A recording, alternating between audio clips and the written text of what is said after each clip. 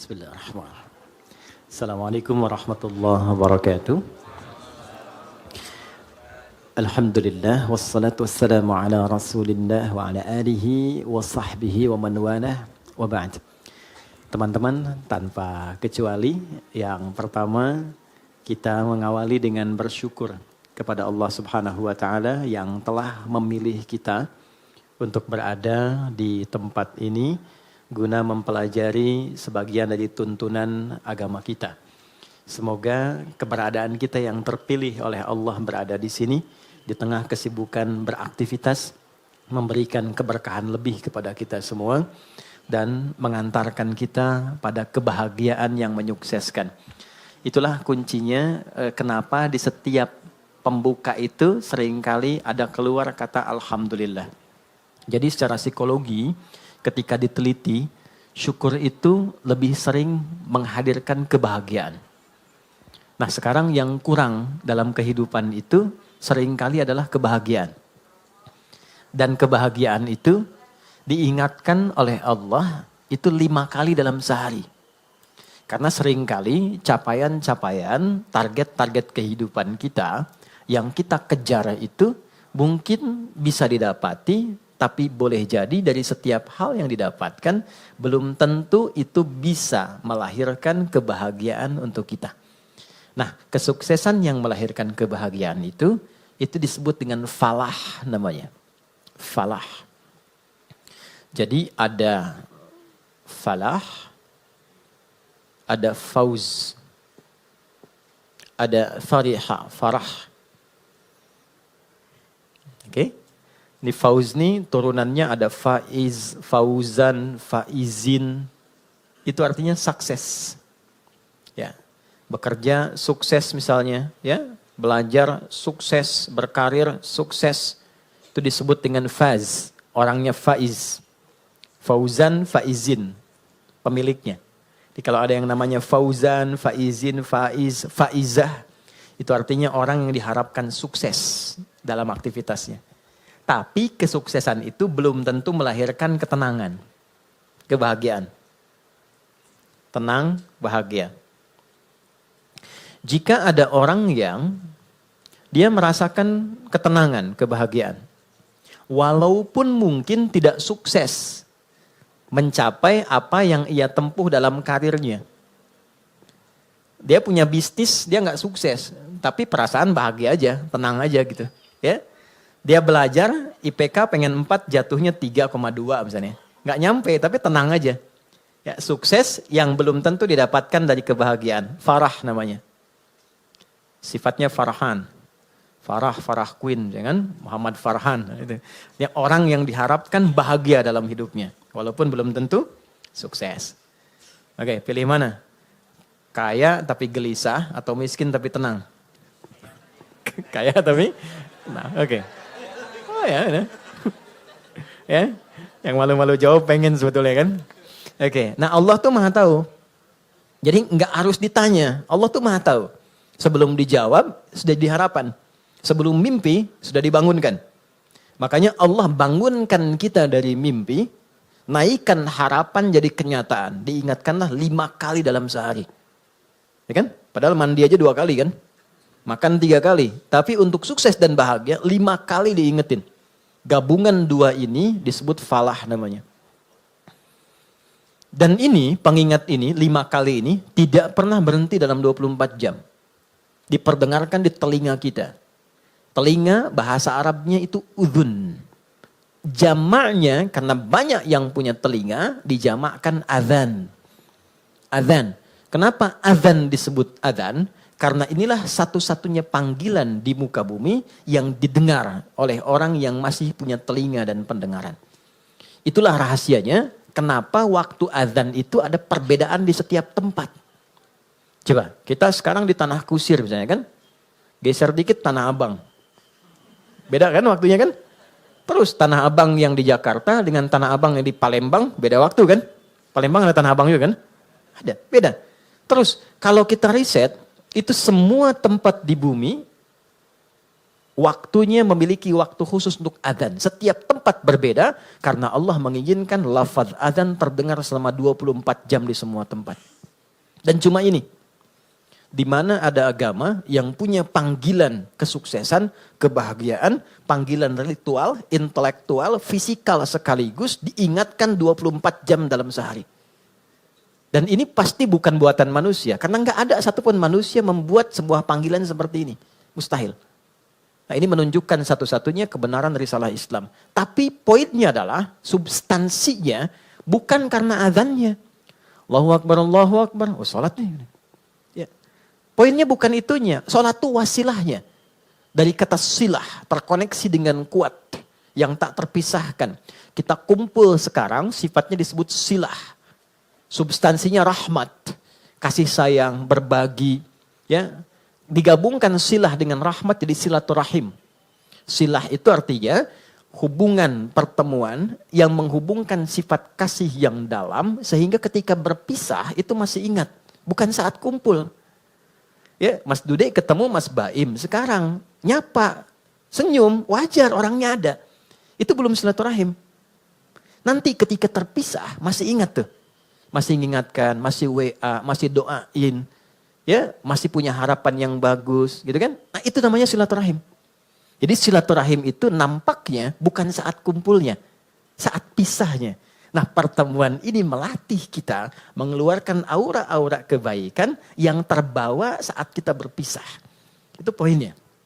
Ibadah yang melatih kita terkoneksi dengan Tuhan, dengan Allah, yang ketika kita selesai ibadah itu masih terhubung dan ingat dengan semua petunjuknya, itu disebut sholat namanya. Dari kata silah. Di sholat itu adalah wasilah untuk mengoneksikan kita dengan Allah yang punya segalanya. Yang punya akses Allah. Yang punya rizki Allah. Yang punya kelapangan Allah. Yang punya solusi Allah. Itulah yang menjadikan fitrah kita menyebut namanya saat punya kesulitan kan. Oke, saya sulit, saya telepon si fulan.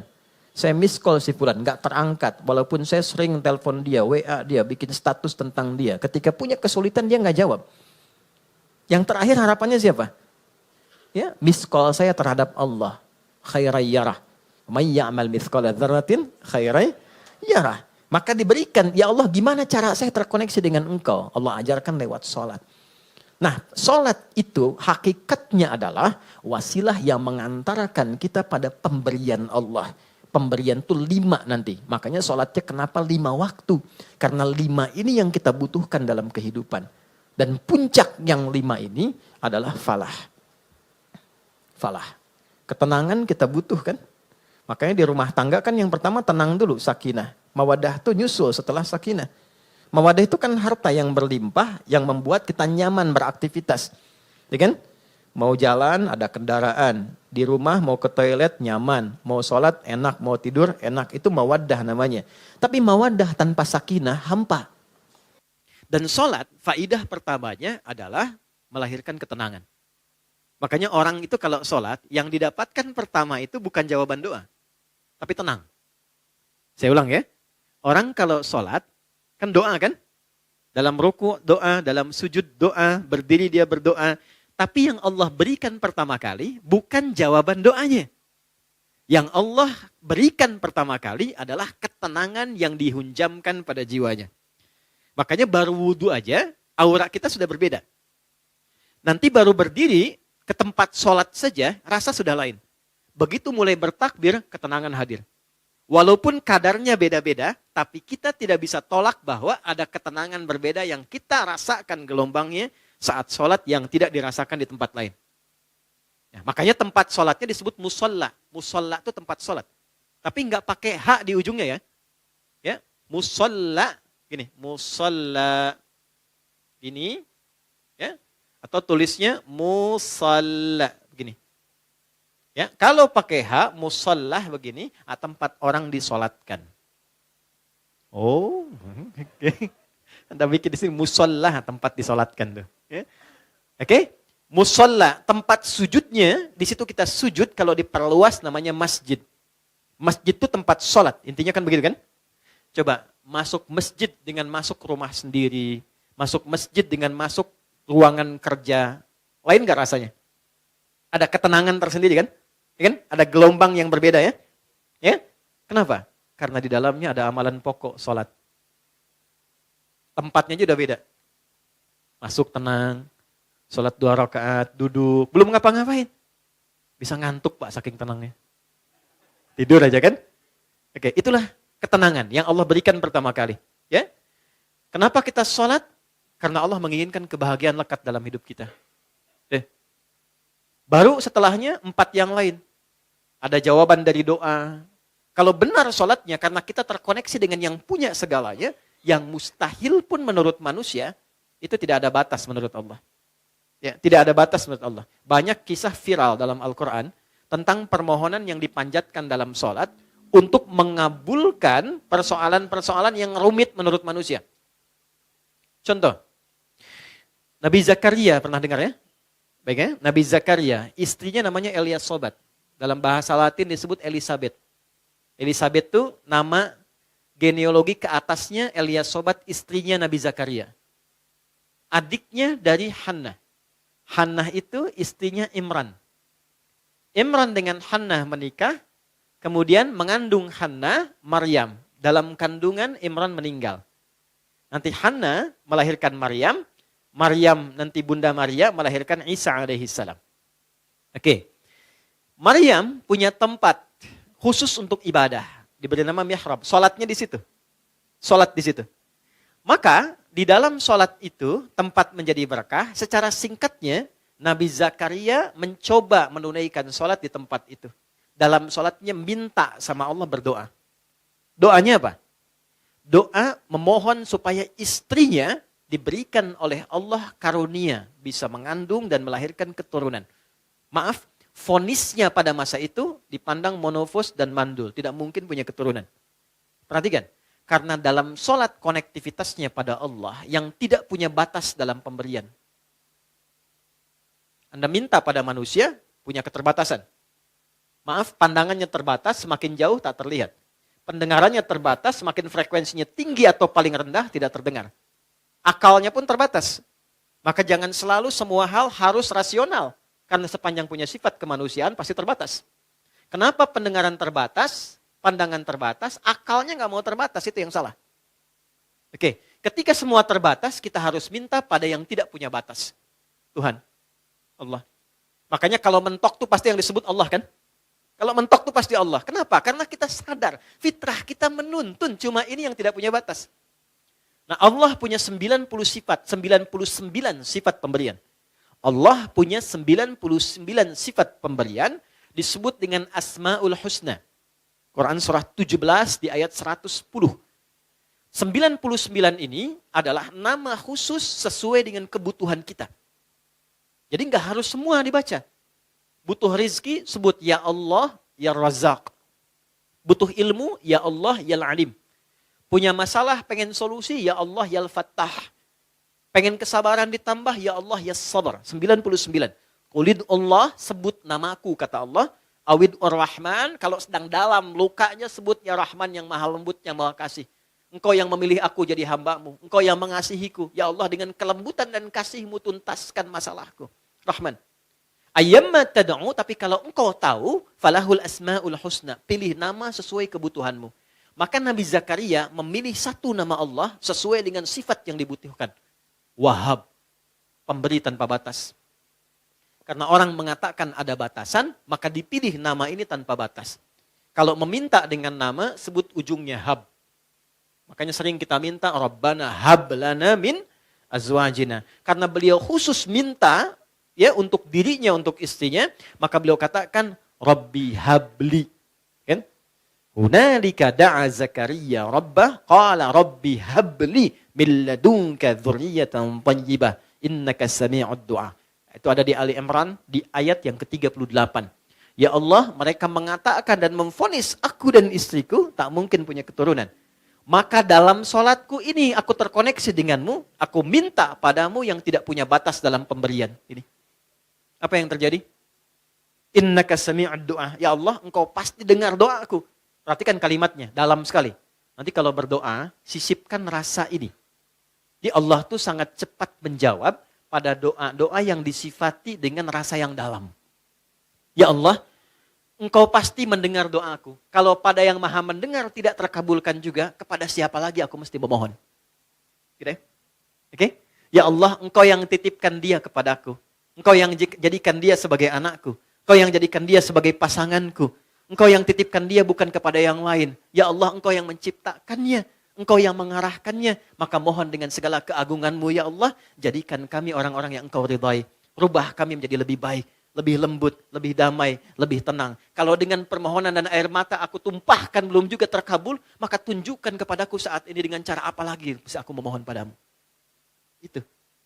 Saya sering mengambil rasa itu dalam diri itu. Dan itu cepat, kadang-kadang belum minta sudah diberikan.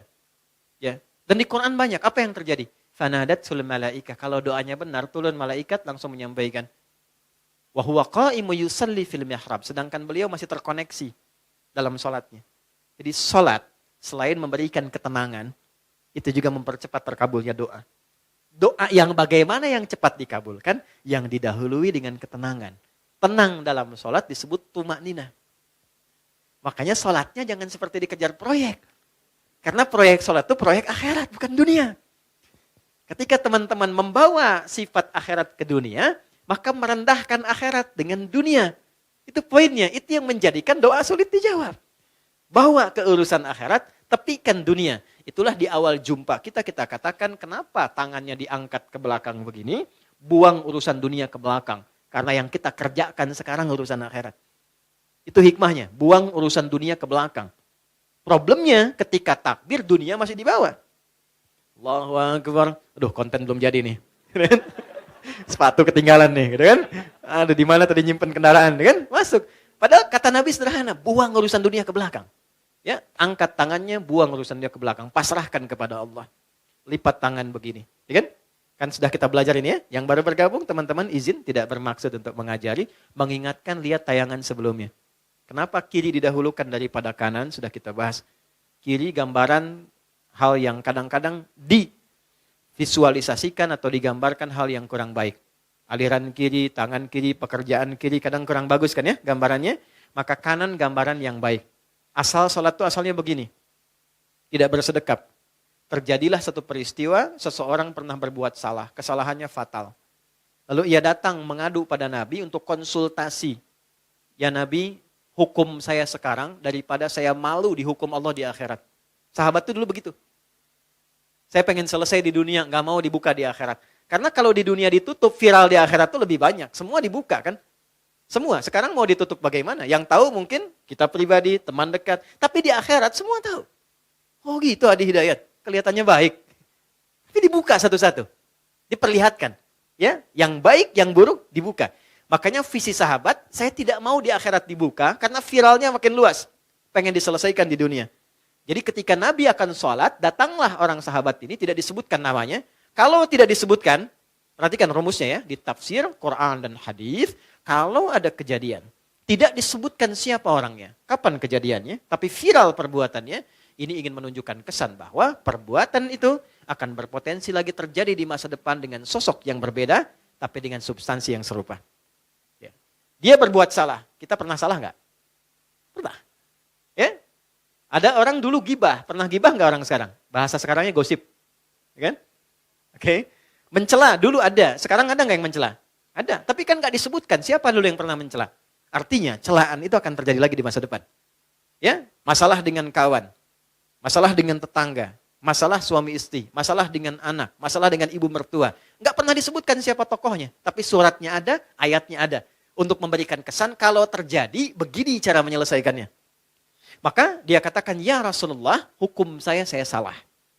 Hukum saya salah. Tibalah waktu sholat. Kata Nabi, kita sholat dulu, nanti habis sholat, baru kita selesaikan. Maka saat sholat itulah turun Quran surah ke-11, Hud. Ayat 114. Aqimis sholata tarafain nahar, wa zulafam minal lail. Perhatikan, ini indahnya. Innal hasanati yudhibnas sayyi'at. Tunaikan sholat, jangan tinggal. Tunaikan sholat, jangan pernah tinggal. Yang 5 waktu itu. Apa yang dahsyat dalam sholat itu? Allah lompat dulu untuk menghibur hati kita. Gak ada orang yang tidak pernah salah, kata Allah. Kecuali Nabi Rasul yang dijaga dari kesalahan, namanya maksum. Di sepanjang bukan Nabi, sepanjang bukan Rasul, pasti salah. Jadi percuma menuntut seseorang itu untuk selalu benar. Karena sifat manusia pasti salah. Ya kita turunkan babnya ya. Saya ambil contoh, kami baru pulang dari Mekah, dari Madinah. Terus kita belajar tuh di pelataran Masjid Nabawi, Masjidil Haram. Saya tarik sedikit aja ya, tarik sedikit aja. Nabi itu mengajarkan fikih parenting dengan keluarganya, itu begitu indah. Nggak ada ketegangan, nggak ada kegaduhan, dan rata-rata canda. Makanya saya ngobrol dengan beberapa teman, saya bilang, kenapa sekarang kalau orang belajar parenting serius banget? Bawaannya tegang melulu gitu. Ini kewajiban suami, ini kewajiban istri, ini neraka, ini surga. Padahal yang ditampilkan oleh Nabi, kebanyakan 85%-nya itu canda semua. Karena memang kehidupan rumah tangga itu kehidupan bercanda. Laibun walahun. Canda. Saya teman-teman, kalau di rumah, itu seriusnya sama istri dan anak cuma dalam 3 hal. Sholat, Quran, kedua jangan maksiat. Jangan bohong, 1. Itu. Yang lainnya, turunan-turunannya. Lebihnya canda. Anda boleh tanya sama istri saya. Kalau beliau tanya, istri saya tanya, pasti saya plesetin canda semua. Canda semua. Anak-anak canda semua. Itu semua canda. Kenapa? Karena kehidupan rumah tangga itu gak serius-serius amat. Karena si amat pun tidak serius.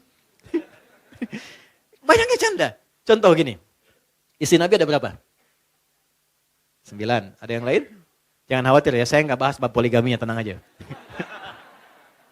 Oke ya.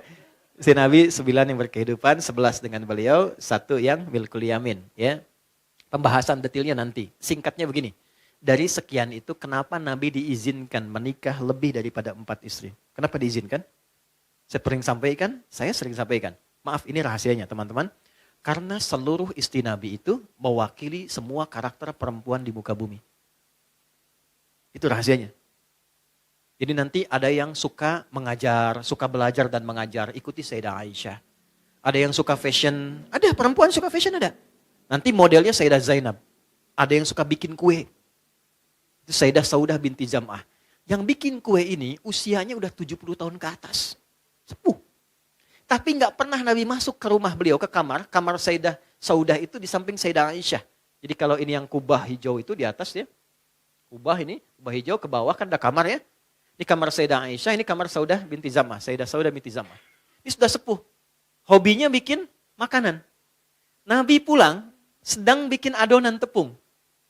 Itu tepung adonannya dicolek oleh Nabi, kemudian dicolekkan di kedingnya dan ketawa bersama. Kalau bahasa kita tuh panggil sayang.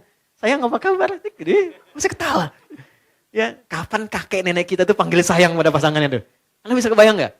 Jadi semua masuk ke rumah itu semua hiburan. Ada istri Nabi yang senang curhat, ada.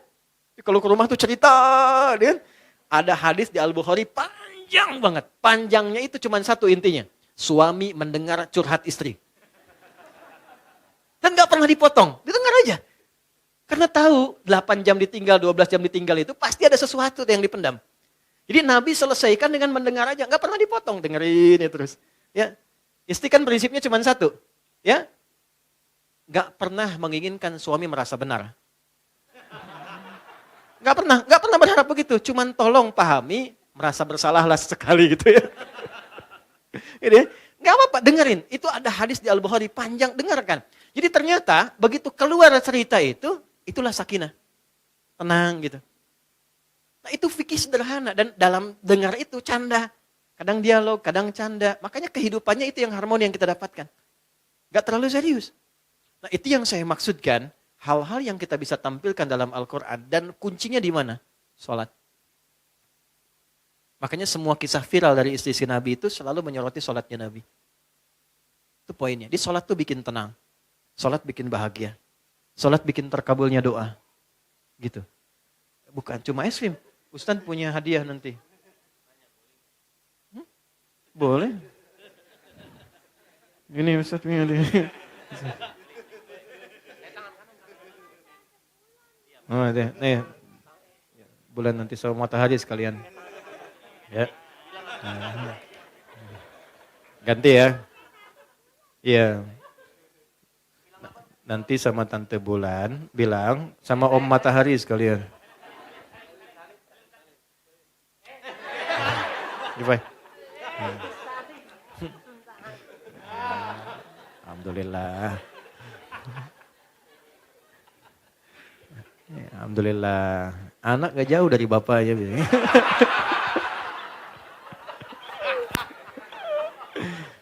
Insyaallah baik. Saya senang anak-anak. Sangat-sangat senang. Jadi saya tuh gak pernah komplain tentang anak-anak. Apa aja, kalau di kajian ada ini, enggak marah saya. Apa? Karena mereka belajarnya di situ. Itu poinnya. Tolong jangan marah sama anak. Pesan saya, jangan marah sama anak. Sederhana, karena mereka belum dihisab. Anda dihisab. Kan tidak lucu yang dihisab marah pada yang belum dihisab. Ya kan? Anak tuh kalau salah, Allah nggak marah karena dia sedang belajar. Masa Allah yang Tuhan tidak marah pada yang tidak dihisab? Kita yang bukan Tuhan marah pada yang tidak dihisab dan kita dihisab. Gitu. Jadi kalau anak itu ada sesuatu yang berbeda, yang pertama dilakukan istighfar dulu. Karena anak hanya mendengar dan melihat apa yang dia lihat dan dia dengar. Lalu setelah itu mohonkan kepada Allah kebaikan. Biasanya kalau orang tua itu sudah memulai dengan kebaikan, itu langsung anak tanpa diminta jadi baik. Itu rumus. Jadi kalau pengen anak itu soleh, kuncinya satu. Orang tuanya memperbaiki diri menjadi baik. Itu langsung gak diminta jadi baik. Itu udah pasti. Rumusnya udah begitu. Ayatnya banyak di Quran. Ya. Naik sini lagi. Ini sholat. Jadi sholat yang baik membuat kita lebih tenang. Sholat yang baik membuat kita lebih enak berdoa. Sholat yang baik membuat kita, nah ini yang terakhir. Lebih dekat pada kesuksesan dan kebahagiaan. Nanti dua lagi kita simpan jauh-jauh. Karena topik kita bukan di situ saat ini. Kumpulan dari semua itu akumulasinya disebut dengan falah. Ini yang diperdengarkan 5 kali dalam sehari. Jadi ketika muadzin memperdengarkan hayya 'alas shalah, hayya 'alas shalah, Anda tanya kenapa sih mesti salat? Itu sebelum bertanya, Allah langsung jawab lewat suara muadzin itu. Hayya 'alal falah, supaya engkau bahagia. Supaya engkau sukses. Supaya engkau tenang hidupnya. Di kehidupan pribadimu, rumah tanggamu, di kehidupan sosialmu, pekerjaanmu. Teman-teman kalau mau cek, keluarkan semua ayat Quran tentang sholat. Semua problemnya tuntas di atas hamparan sajadah. Ya, teman-teman yang perempuan pernah dengar Nabi Yakub gak? Masalahnya dengan anak kan? 12 anak, kasus Yusuf kan? Itu ditumpahkannya di mana? Lihat Quran surah 12 ayat 86 itu. Di atas sajadah. Innama ashku bathi wa huzni ilallah. Aku tuh kalau punya masalah sedikit pun, yang aku tumpahkan, curhatnya, share-nya, tumpahkan di atas sajadahku, kata Nabi Yakub alaihissalam.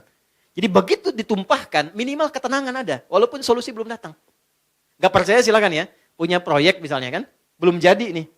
Ada tantangan, ada problem, bawa lewat sholat, tumpahkan di atas sajadah. Begitu keluar air mata, ketenangan tiba. Tenang itu mahal, walaupun proyeknya belum tuntas, tapi ketenangan ada. Nah dengan tenang itu ada kejernihan berpikir, kadang-kadang muncul ide baru dengan proyek yang baru yang menutup apa yang telah kita resapi sebelumnya. Di rumah tangga juga begitu. Kalau ada masalah, curhatnya Allah sudah bentangkan di Quran, curhatkan kepadaku, itu bahasa Quran. Karena yang paling aman itu yang ini, yang menguasai kita. Tumpahkan ke sini. Minimal kalau belum datang solusi, ada ketenangan. Jadi lebih damai. Nanti kalau sudah damai, ditutup masalahnya dengan kita, walaupun belum selesai dengan orang lain. Tapi kita sudah tenang. Jadi kalau muncul masalah baru, sudah ada perisainya. Sudah tenang, sudah enak, sudah damai. Nanti solusi pelan-pelan akan dituntun. Jelas? Halo, kenapa sedih begini? Naik ya? Nah, ini poinnya. Nah pertanyaannya adalah, apakah semua orang yang sholat sudah mendapatkan poin ini?